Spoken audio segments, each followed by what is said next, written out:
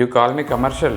ఒక doctor appointment తీసుకోవాలన్నా, lawyer, engineer appointment తీసుకోవాలన్నా వాళ్ళ టైం అండ్ ఎఫర్ట్స్కి ఒక వాల్యూ ఉంటుంది. మీకు ఒకరు టైం ఇచ్చి మీ ప్రాబ్లమ్కి సొల్యూషన్స్ ఇవ్వాలి, మీకు రైట్ గైడెన్స్ ఇవ్వాలి అన్నప్పుడు వాళ్ళ టైం అండ్ ఎఫర్ట్స్కి కొంత వాల్యూ ఉంటుంది కదా. యూకేలో మినిమం వేజ్ నియర్లీ 13 pounds, అంటే 1600 rupees per hour.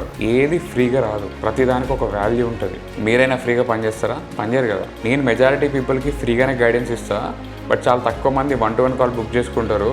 సో ఆ 1-to-1 కాల్స్ నుంచి వచ్చే డబ్బులు కూడా చారిటీకి వెళ్తాయి, నా పాకెట్లోకి రావు. And you call me commercial. నా 1-to-1 కాల్స్ అయిపోయిన తర్వాత నాకు ఫీడ్బ్యాక్ ఇచ్చినప్పుడు వాళ్ళు, అన్న బయట మీకంటే తక్కువ ఎక్స్పీరియన్స్ తోటి ఎక్కువ ఛార్జ్ చేస్తున్నారు, మీరెందుకన్నా తక్కువ రేట్లు పెట్టేళ్ళు అని చెప్పి అంటున్నారు.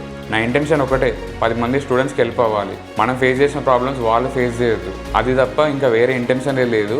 దీని నుంచి ఆబ్వియస్గా మంచి గుడ్ కాజ్ కోసం వస్తున్నాయి కాబట్టి దట్ ఈస్ ద పర్పస్. ఈ 1-to-1 కాల్స్ సీరియస్లీ ఇంట్రెస్ట్ ఉన్న వాళ్ళు బుక్ చేసుకుంటారు, అంతేగా నేను ఎవరిని ఫోర్స్ చేయట్లేదు. ఒకవేళ కనుక నా రిప్లై హార్ష్ ఉంటే I'm really sorry, this is what it is. సరే మళ్ళీ ఉంటా. జై హింద్.